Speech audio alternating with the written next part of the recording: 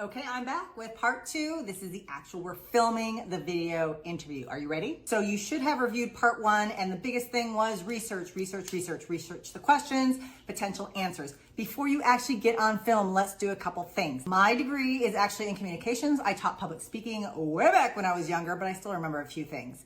For example, I would always tell my students, practice. So once you have those interview questions, potential interview questions, practice your answers. If you need to write them out, write them out. If you need to practice them, I always tell people practice from the mirror, because that is where you're gonna see what your facial reactions are doing. When I think, I usually don't have a smile on my face, and I sometimes look to the right because I'm thinking. And you'll see that on a lot of my videos because I don't script out my videos. I don't use a prompter. I actually speak off the cuff, which is basically called improv. So I improv a lot of what I do. You do not want to do that with the interview. You want to practice your answers. You want to be comfortable. So no matter what question you have, you can answer it. Nowadays, the video interview involves the ability to re-record. So if you mess up, you're able to re-record. I was not that fortunate. I had to. It was a one and done. If you didn't get it right the first time, that is what they got. So fortunately, they do allow you to re-record. Most of them do. I don't know if all of them do.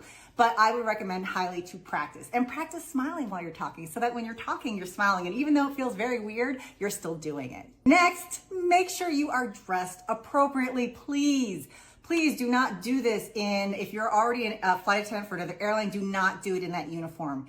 Do not wear sweats or do not look messy. You want to have a blazer, a nice shirt, or just a nice shirt. You want to have your hair nice and clean. Mine is a little bit frizzy right now, but you want to have it neat. I think when I did mine, and if I can find a picture, I will post it, but I had it all back. I had this fake bun, so it looked like I had a bun, but I had it slicked back. I have curly hair. I had to really slick it back so I didn't have any frizzies, but you want to make it professional. Take a look at what flight attendants look like now, the ones that are properly groomed, and groom it that way. Do your wear your hair natural if it's natural, but just make sure it is neat. I also recommend to remove any visible piercings. Now, earrings are okay, but some airlines do not allow nose piercings, septum piercings. They don't allow, I think that's what it's called. They don't allow those things. So go ahead and just take it out for the interview.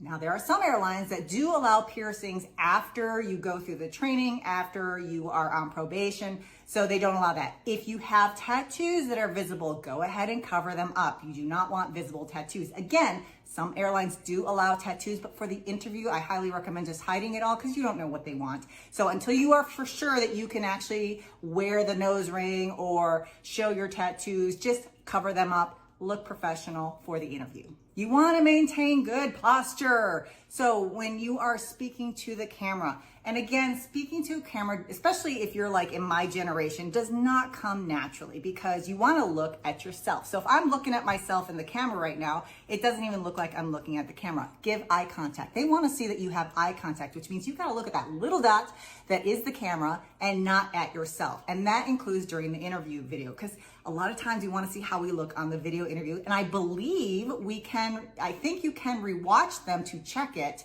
but I'm not quite sure. But just make sure you are looking at the little camera hole so you have eye contact with whoever you are talking to. And please make sure you speak clearly. You want to enunciate the words. You don't want to have a person question what you are saying or what you're answering. If they can't understand you, they can't properly decide if you need to move on to the next step. So there are my tips. Again, let's talk about technical again. Make sure you have good lighting. Make sure you're not interrupted. Make sure you are smiling. You're professionally dressed and you know how you're going to answer, and look at the camera and you'll be good to go. Good luck.